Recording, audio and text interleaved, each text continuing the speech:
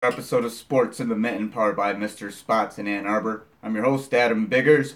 You can follow me on Twitter at AdamBiggers81. Today, going to talk a little bit about Michigan-Rutgers, field any of your guys' questions. I know the other day we talked a little bit about Michigan basketball. I do want to talk about Michigan State basketball at some point. Still trying to figure out how we're going to do this, if it should just be one combined show or are they going to be two separate shows. So I guess I'll put that up to you guys. You guys can vote on it, I guess. Whatever you prefer. I feel like we get a little bit of both. There's a good cross section of Michigan and Michigan State basketball fans. So opening up the live chat.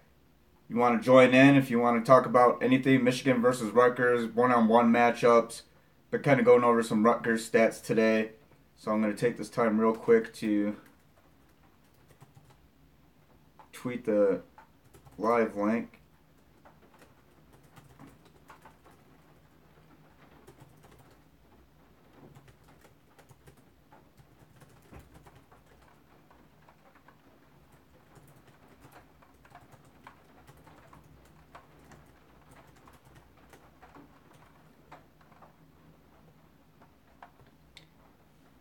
Okay, now that that's tweeted, and again, you can follow me on Twitter at AdamBiggers81. You can follow the podcast at Mitten Sports MI.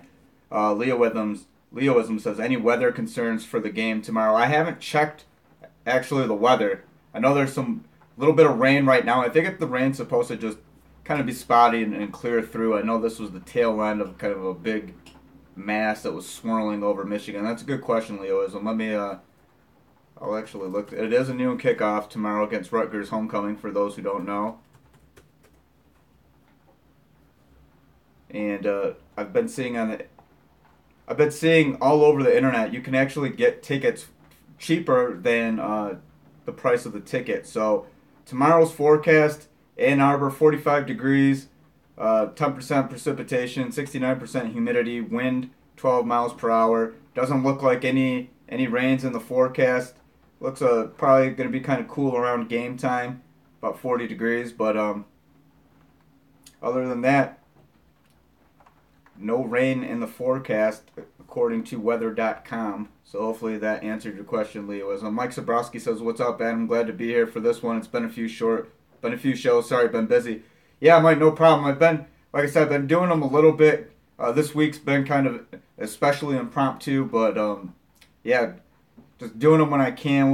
We'll continue to do so after October 31st, which is my last day with FanRag Sports. So show will continue after that, and hopefully I have something.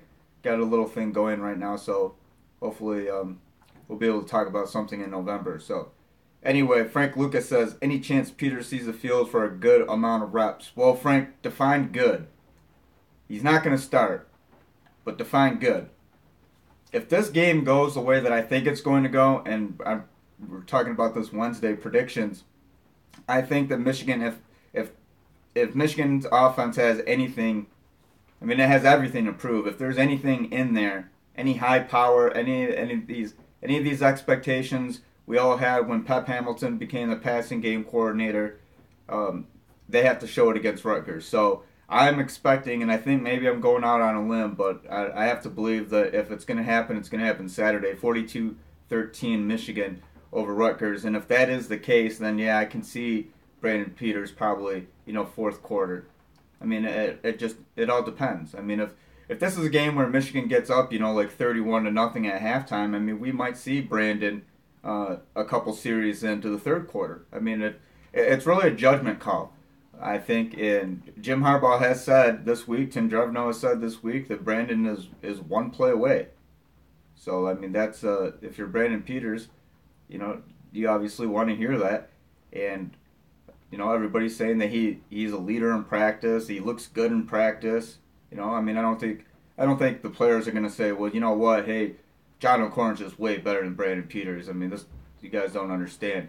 I don't think they're going to say that, but from what it sounds like, I mean, Brandon is not a bad quarterback, and if you've seen any footage, I mean, if you look on like Michigan football Twitter, if you look on MGO Blue, I mean, some of these little clips from practice, it'll show Brandon throwing. I mean, if you watch him before a game, and Brandon has an arm. There's no doubt in my mind that he's going to compete for a starting quarterback role.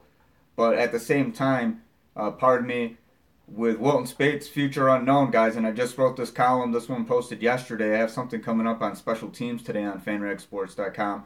But I wrote this one yesterday. Don't count out Wilton Spate, because I think if he returns healthy and and he's back with Michigan, I don't think his college career is over. If he's back with Michigan, and I don't think he's done. I really don't. So that's something I'm going to be paying a lot of attention to, because I still believe, even the scenario, and I know a lot of you guys out there probably don't want to hear this, but if there is a scenario where Wilton Spate returns and he's 100% healthy, everything's a go, I can't help believe that he'll be the front runner for the job next year. And I know a lot of you guys don't want to hear that, but I do believe that. So Aaron Quinney says, what's good, my dude? Hey, Aaron, how you doing? Frank Lucas says, like playing a quarter or more. As I babbled on, Frank, didn't even look down. So, yeah, do I see that a good, I don't know about a quarter or more, maybe half a quarter. I mean, it depends. Again, it depends. I mean, if Michigan just goes out and blows out Rutgers, which has the worst defense in the Big Ten, the worst. And if you guys want, I could rattle off some stats. I have some interesting player notes, too, that I do want to mention. But, yeah, maybe. But I'm going to go on the conservative side and say that we just see them, probably late in the fourth quarter. Mike Zabrowski says, a lot of talk about Kareem getting plays Saturday. Also, Kwity Paye looks like a specimen in the making. Yeah, Kwity was in that two deep since camp. I think a lot of people are pushing for Kareem Walker. I think because it's a story, it's something to push. And I mean, a lot, one carry for what it was 8 yards, 10 yards. I've seen an 8 and 10 on stat sheets. I think it was 10. Whatever it was, I mean, there is a reason why guys are getting the amount of snaps that they're getting and the amount of carries that they're getting. It's because they're the ones who are practicing the best in practice. So Ty Isaac's going to get a bunch of carries if he's having a good week of practice. Same goes for Chris and Karan. And Kareem hasn't gotten a lot of carries because evidently, if you follow that line of logic, then he hasn't been practicing as well as those top three. And again, he did enter the season as the number 4 guy anyway. So, I mean, yeah, Kareem Walker, there's a ton of potential there. I know that, he was one of the best running backs of his class. I think that he could be a good running back. I liked what I saw in the spring. That was a limited sample size. Harbaugh did say that he was the best in-between tackles running back that they had. This was back during Big Ten Media Days in Chicago. But at the same time, I can't sit here and think, well, man, Michigan's not using Kareem Walker and he'd be so good, and they know that he would, but they're just being stubborn and not using him. I mean, I think there is reason behind it. And this is just a case of, you see a guy make a couple big plays, and all of a sudden everybody's like, well, why aren't they using him? Why aren't they using him? I mean, I get it. I do think Kareem, I don't understand why Kareem's not getting more carries. I will say that. But if it's if it's the practice thing, then he's not practicing as well. And if that's the case, then, of course he's not going to see a lot of carries on game day. So, Frank Lucas says, are you allowed to go to the practices? No. But I sneak in. I wear Michigan gear and khakis, and I just sneak in. They don't know, so don't tell them. Jagu Notepad says, doesn't matter who you have back there. I'm kidding, I don't do that. Doesn't matter who you have back there. The offensive line and running backs need to block, and the receivers need to get open. Big Bubble Blue says, God, it's crappy out. Thank God it's Friday. It is. Is it? I don't know where all you guys are. I'm assuming I know there's people from out of state, but it is kind of cold and rainy here in Flint. Sucks. Mike Zabrowski says, yes, I agree. Got to show me more. I like our backs, just not blocking it all. How about Beeline calling us not good at the moment? Is that more of a facade, or is he being realistic? Well, he said they're average at a lot of things. They're not very good at one specific thing.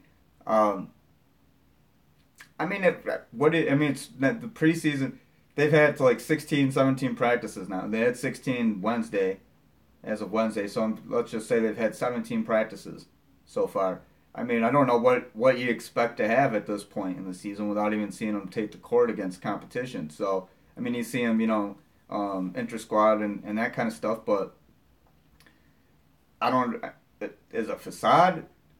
I don't know. I think he's being realistic. They're no more Derek Walton, no more DJ Wilson. This is a young team in a lot of ways. He said there's a legitimate 3-man battle. He called it a quarterback controversy for point guard. I imagine I have to believe Xavier Simpson is a front runner, or Jerron Simmons. I mean, one of those two, I think, are the guys. So, I mean, I don't know. I think it's honest evaluation of John Beeline. It's not, put it this way, it's not like John Beeline is Tom Izzo right now, and Tom Izzo knows he's just sitting on just a mass of wealth. I mean, that is about as talented team as he's ever had. I mean, it really is. Front court wise, I think that's the best front court he's ever had. He's had better backcourts. In terms of complete teams, he's had a lot of complete teams. But athletically, especially in the front court, I think this is probably the best Tom Izzo's ever had. So to contrast the two situations, John Beeline knows that he's got a team that can probably be good. I think these guys are going to be good. Mo Wagner, I'm anticipating is going to be one of the best bigs in the country. I think that Muhammad Ali Abdul-Rahman is going to be, he's going to have a big year. I think the addition of Charles Matthews too. Charles can score, and he was on Sports Illustrated transfer players, like impact transfer, who's going to score, points. He and Jerron were both listed. I think it was like in the top 50. I think Charles was like 43, and I don't know. I think Jerron was like 60 or vice versa, something like that. Anyway. If you put any stock in that list, they are going to contribute to this team. So while they are young in some places, I mean, you have fifth-year transfer. I mean, you have a guy who's been at Kentucky in Charles Matthews, and then he's practiced with Michigan all last year, and they had nothing but great things to say. I mean, Charles Matthews was, I think, part of the reason why, I mean, these guys were as good as they were, right? I mean, you're playing against a D1 starter anywhere else, and this guy's on your practice squad. You're playing against a guy who, arguably might be the best scorer on any team that he goes to, and you're playing against this guy.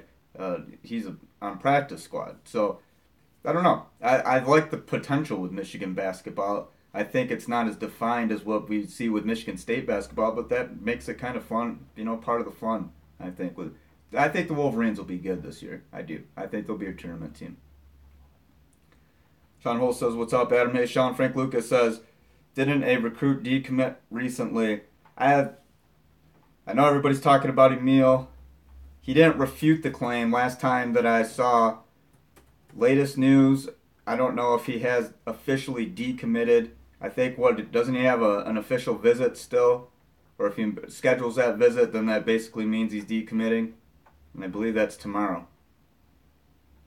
Jagu Notepad says Furbush and Winovich needs to start making plays again. Jeremy Turner says basketball will be fun this year in the state of Michigan. Oakland is going to be nice this year too. Yeah, I really like what Greg Campy. Guys, I've done a little bit of on Oakland, and I really liked, especially last year. They played really well against Georgia. Oakland basketball is one of those teams where you have to just appreciate what Greg Campy can do, especially in this state when you have John Beeline on one side, you have Tom Izzo on the other. I mean, you're a Horizon League team. You have to make do. You're in Big Ten country. You're not going to get the elite out there in the area. Greg Campy does a wonderful job. Great coach. I have a lot of respect for him. He is, the past couple of years I was able, probably covered I would say a handful, maybe 5 or 6 Oakland games. But, Campy's been on the podcast a few times. So really like what he's done down there. I remember watching Kay Felder go off against Michigan State at the Palace. Oakland gave Michigan State everything. I don't know if Michigan State wanted that much, but Oakland, that was 2 years ago, proved Kay Felder. That was like Kay Felder's like, hey, I'm here kind of game, and he was one of my favorite players to watch. I really liked watching Kay Felder with the Bulls now, actually. So Jeremy Turner says Horizon League can play some basketball. I can. I know it last year, Valparaiso. I haven't looked at the preseason. I'm assuming Oakland. I think Oakland is a front runner. I'm assuming Valparaiso is probably in there too. I remember Cam Morris. He went to Flint Carmen Ainsworth. Youngstown State last year. They beat Oakland. I think remember that was Joe Louis Arena at the Horizon League tournament, and Cam Morris at one time was among the nation's leading scorers, and they went on to win that. I want to say that they won the Horizon League tournament, if I'm not mistaken. Jagu Notepad says that Michigan State basketball game was not an impressive win. I did not go to that. It's an exhibition, too. So, and you got to understand, for Ferris State, that's the biggest game that, I don't want to say any of those guys, but 99.9% of those guys will ever or have ever played. I mean, that was a huge event for those guys. So you know that. I mean, if I'm a Ferris State guy, and I don't care if it is an exhibition, I'm playing a team that people are looking at with preseason National Player of the Year and potential Final Four written all over it.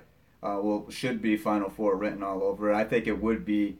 I think it'd be a shame almost if Izzo doesn't go to the Final Four with this team. But anyway, that's how Ferris State. You know, that was their March Madness moment right there. Frank Lucas, do you think Michigan basketball can repeat as in Big Ten tournament champion or repeat? What do you mean?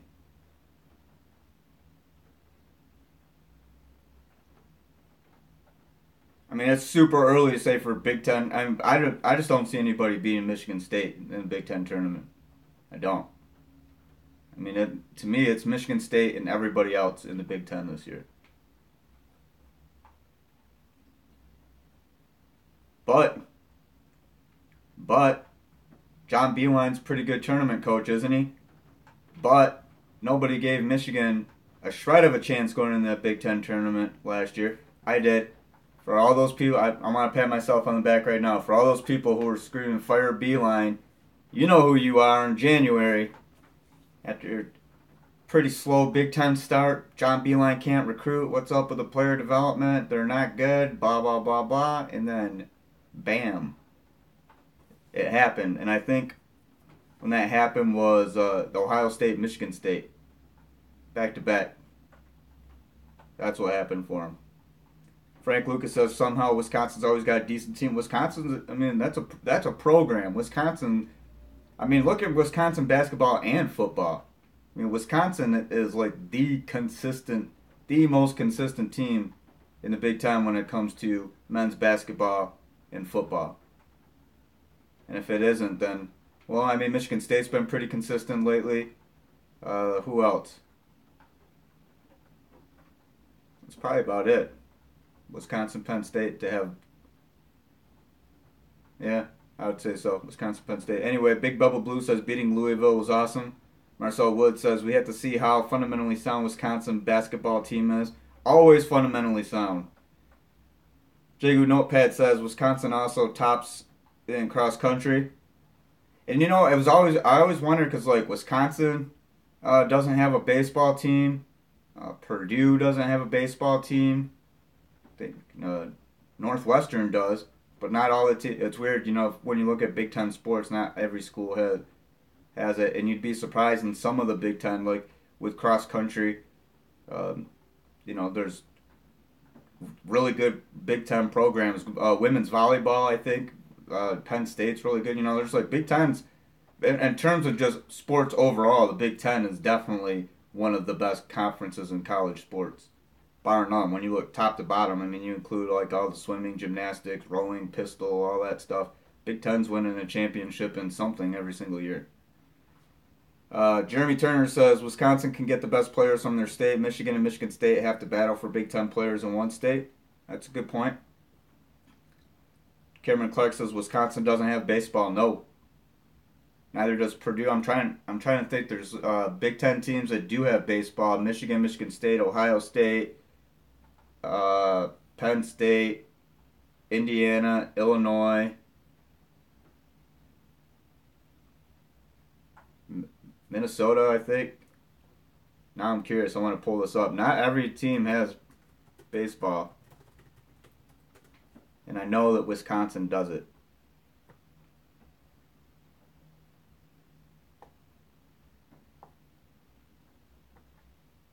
I should know this like off the top of my head, but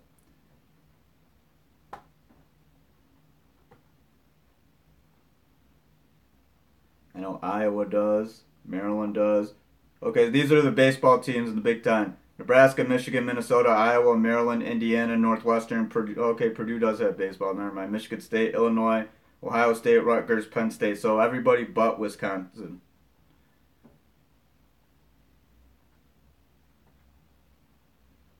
Yeah, and only 6 teams have hockey. Jagu Notepad says Purdue women's top outdoor track and field in Big Ten.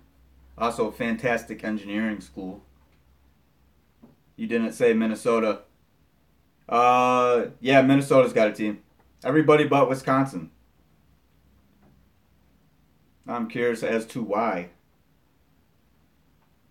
Which means they don't have a softball team either. So, yeah, that's, I wonder why.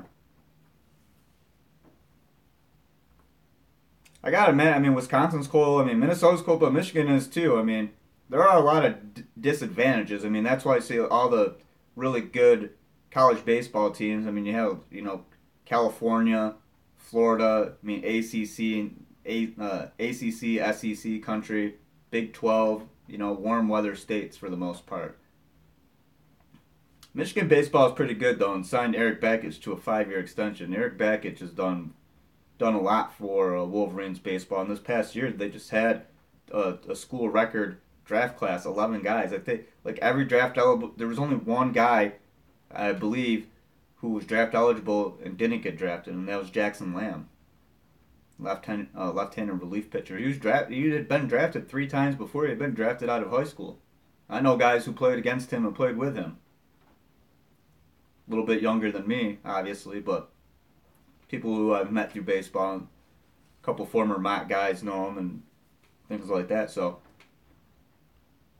Jay Good Notepad says, I think Ohio State is going to beat Penn State pretty good. I mean, I'm leaning toward Ohio State. I don't know if it's going to be a blowout, but I mean, you're looking at one of the best defenses in the country against one of the best offenses in the country.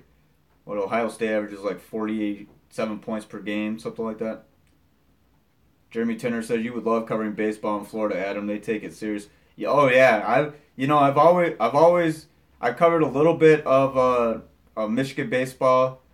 I've been around, minor league baseball and college baseball, high school baseball around here, that sort of thing, summer leagues. But baseball is just it's a different animal, and especially, I mean, you get to, Michigan kids say, a Michigan baseball player is made in the winter. And it's because, indoor and all the training and stuff. And I mean, whereas, Florida, I mean, just year round, California year round, Texas year round. I mean, and that's just how it goes. Louisiana, I know, is a big baseball state. LSU baseball. Cameron Clark says, "What's my prediction for tomorrow? 42-13." I don't know if I'm giving Rutgers too much credit against this Michigan defense, or if I'm giving Michigan's offense too much credit against the Rutgers defense. And guys, real quick, I'm going to read off these numbers to you because they're going to sound pretty familiar, I think, when you break them down. If I could find them. I had them. I will talk about some players to watch too, but okay.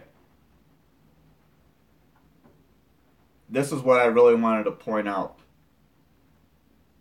Rutgers has 15 rushing touchdowns this year. Michigan has 11.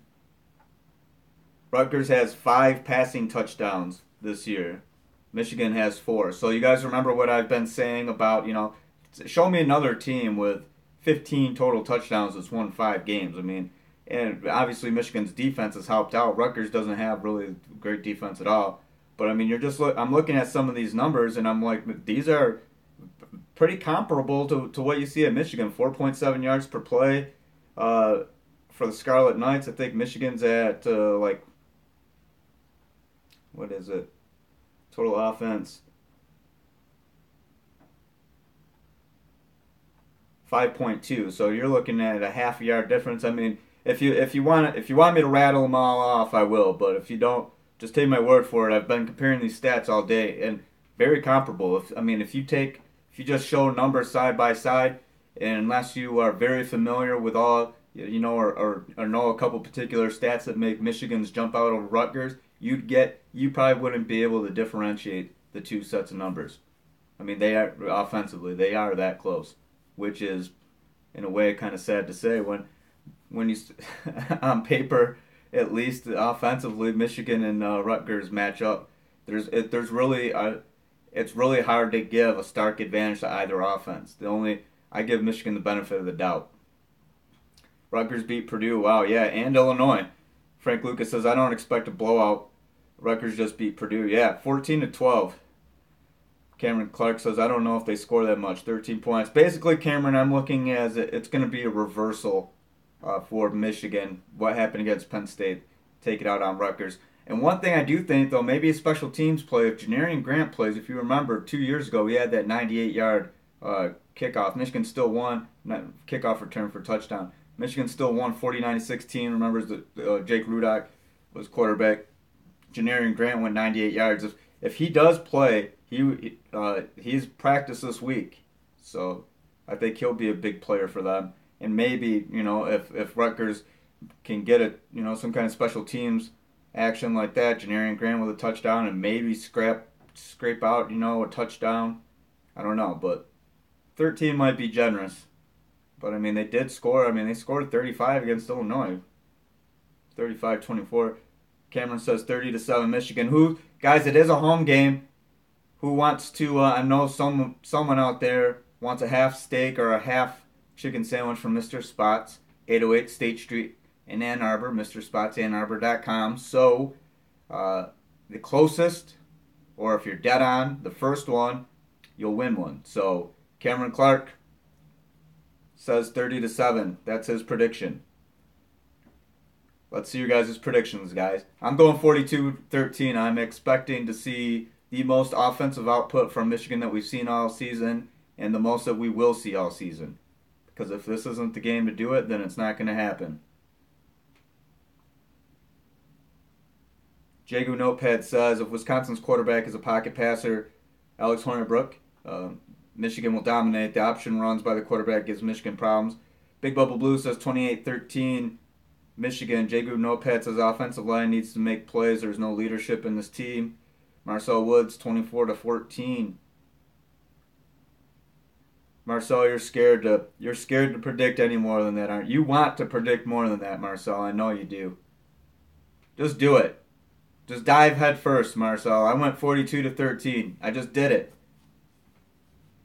Felt kind of good to do it. If this is a get that I had, because put it this way, all the things during the off season, during camp, talking to all the players about the potential. I remember Eddie McDoom specifically telling me during a youth camp, and I'm not singling Eddie out, and this is not his fault, but they expected this offense to be faster and quote put up more points on the board. He told me that, so that's what I was expecting. And they're not. They're 25 points per game, scoring 40 per last year. 40 points per game last year, 25 this year. It's not living up to the expectations. Marcel Woods, my gut is saying 49-10. There you go, Marcel. There you go, Marcel. I know. It felt good, didn't it? Did you have like a sigh? Did you just breathe a sigh of relief? You're like, screw it. Go with your gut on this one, guys. I think this might be the one. This might be the one. You got to remember, Foya, they're pissed. They just got their butts kicked by Penn State. Of course. 42-13. Marcel Woods amending his to 49-10. Cameron Clark, are you a Michigan fan? No, Cameron. Jagan Notepad says, what a World Series game last Wednesday. This is good. I'm happy for Justin. Nice bump by Justin Verlander, by the way. Who saw that? I mean, come on. Hats off to you, JV. That was a hell of a bump. Like I say, part of me wants JV to get a ring. I like Carlos Correa, Jose Altuve, but I do have Dodger fan ties since I was just a little kid, first getting into baseball. So I'm going with the Dodgers. Dodgers or Diamondbacks were actually my pick this year. So Dodgers beat the Diamondbacks. So I thought those were the two best teams, or the two best equipped for a World Series run, and see the Dodgers in World Series. It's good going back to Houston. Saturday game 3 Saturday, game 4 Sunday. Big weekend on Fox Sports. They should pay me. That's a commercial for them. I just did. Cameron Clark, who did I grow up liking? College wise, I like players. I'm from the state. I like a lot. Marcel Wood says, "You think if it goes 7, we will see a Kershaw versus Verlander in the World Series?" I hope so. I hope so.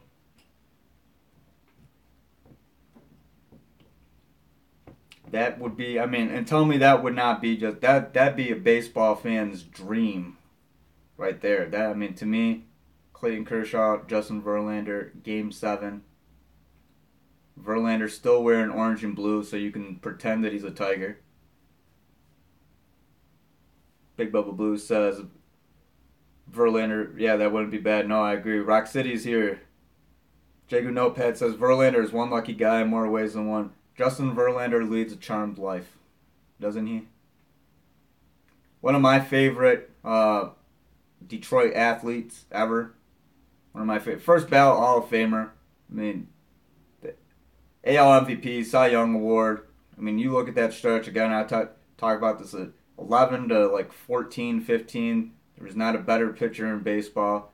For 10 years, he was one of the best pitchers in baseball. For 10 years, he helped keep the Detroit Tigers competitive. So when he left, I remember people, some mixed emotions and things. But I mean, Justin Verlander doesn't owe the Tigers anything, and I mean, Tigers fans, you could be upset, but I wouldn't be mad at the guy. Let him go get his ring. He deserves it. Marcel Wood says, "I blame the first World Series loss on the batters that year." Talk about 2006 against the Cardinals. Jagu Notepad says Astros can't hit. And it's funny that there were like 4, George Springer, Altuve, Correa, who else? 4. They had like 4 guys in the top 10 batting average in the American League. And as a team, they had the highest team batting average at one point during the season. I think that was true throughout the entire regular season. Be honest with you guys, like this past summer, especially because I was so busy with baseball, City League, and then playing a little bit of 40 League, and then work starting, but football starting and everything. I didn't get a chance. I mean, I got watch the Tigers, of course. I didn't really get a chance to watch a ton of other teams. I did watch a lot. Did watch Dodgers games, D-backs, watch the Cubs because WGN, Cubs and White Sox. Watched what I could. Had an MLB network too, so doing that, but I didn't get to watch a ton of the Astros this year. Just saw them on highlights, and when they were playing the Tigers. Big Bubba Blue says Altuve, my second favorite player behind Miggy. Yeah, Altuve, man, he's one of those. I compare, like Dustin Pedroia, Boston. I mean, Ian Kinsler too. I mean, I'm not saying they're putting talent wise they're all similar, but they prove you don't have to be a big, huge guy. I mean, Dustin especially and Jose Altuve. Because I think I don't know how tall Ian Kinsler is, maybe 5'10", but I mean, Altuve and Pedroia, 2 of the best at their positions, and kind of, you don't have to be, the biggest, most athletic looking guy, especially in baseball. A lot of it, I think, is just knowing how to read the ball and playing smart. Altuve is an incredibly intelligent player. Cameron Clark says Altuve is about to get paid. Yeah, he is. Big Love Blue says Altuve is extremely consistent and just had that spark of wanting to watch it play. Yeah, he's one of those guys that are fun to watch. I like watching Yasiel Puig. I do think sometimes a little over the top. I can do without licking everything in sight. Like I don't know if that's just like his thing. I don't understand that. Licking your base, licking your bat. I mean, at least do that before you get in the batter's box. Just the little tongue flicking and stuff. I mean, I don't know. But whatever, he is fun to watch. But I didn't like his reaction you guys saw when he dove for that ball. And it hit his glove and bounced up into the stands in right field. And then he just starts throwing, kind of like a tantrum. And I mean, I understand that he's upset about it. But I mean, come on, man. This is the World Series. Plays are going to be made. There's going to be plays that aren't going to be made. I just don't like that part of it, because I think a lot what the knock on Yasiel Puig is, like, he's emotional, he's immature, he's kind of a jerk, you've heard all kind of stuff. People were getting mad about bat flips and whatever. So Marcel Woods says he has some Manny Ramirez in him. Well, hopefully not too much Manny, if you know what I'm saying, Marcel. Marcel Woods, what's the big time free agent will the Tigers target? That's a good question. That's a good question. I do not have the answer. I don't expect Miggy or Ian Kinsler.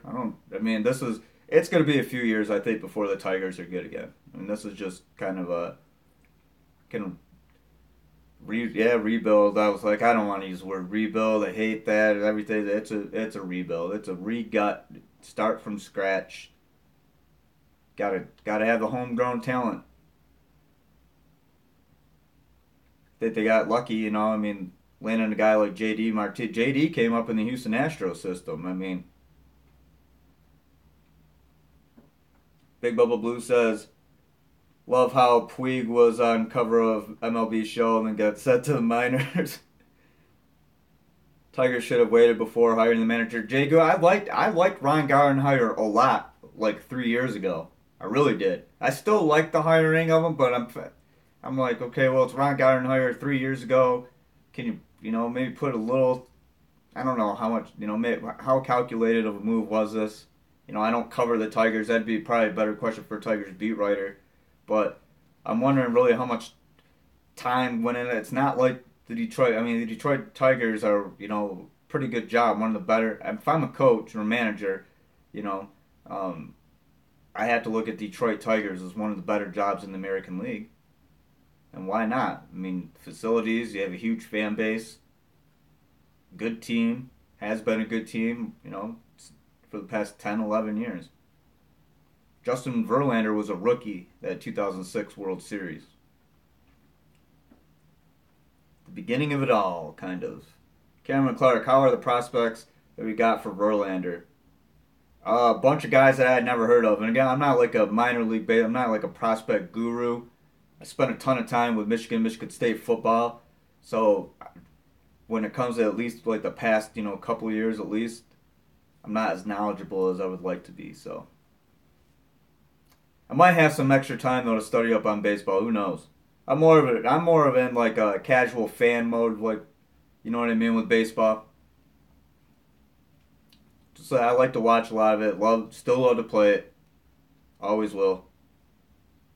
Jagu Nuphead says, good to see Fernando and Vince Scully throwing the first pin.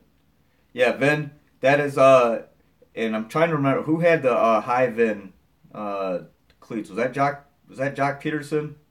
Somebody had them. Guys had customized cleats for the World Series.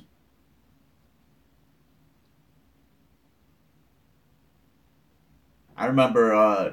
I'm trying to think. I think Fernando Valenzuela was one of the first. That was one of the first baseball cards that I had that I knew was like, this is a good player. For some reason, I just looked at it, and this was in the mid '80s. I was a little kid, and I was looking at it. I think this is a good card. And I remember showing like my neighbor, and they ended up having like a Beckett. I don't know. I think Beckett came along later. They had some kind of like card almanac, and at that time the Dodgers were hot. I want to say it may have been like '88 because Oral Hershiser was the National League MVP that year, and I remember my Oral Hershiser National League MVP card was like my prized possession. That and my Ricky Henderson Oakland A's card. Jagu Notepad says, how long did it take to collect all of those baseballs you have in your background? A little while. I've been collecting, and there's a bunch of stuff back here that you guys can't see. I've been collecting memorabilia most of my life. Marcel Wood says, or TJ Duckett, or where I miss it. Marcel Wood says, Jeff Smoker or John Navarre. Peak Jeff Smoker. Non-cocaine Jeff Smoker. Navarre was pretty good too, but I mean Jeff Smoker, I don't know if a lot of people even remember this. Jeff Smoker was regarded as one of the top quarterback prospects of that recruiting class. He was huge star in Pennsylvania. Huge star in high school. TJ Duckett or Chris Perry, I'd go with Chris Perry on that. Big Bubble Blue says my prized possession for baseball card is Roger Clemens rookie card. That's pretty cool. Yeah, it's like there are a few things that I've had. I mowed a lot of lawns. That helped me with my love for mowing lawns. I think anybody who's watched podcasts for a long time knows I love to mow the lawn. Help out at the field up at Kersley Park, home of Mott College baseball.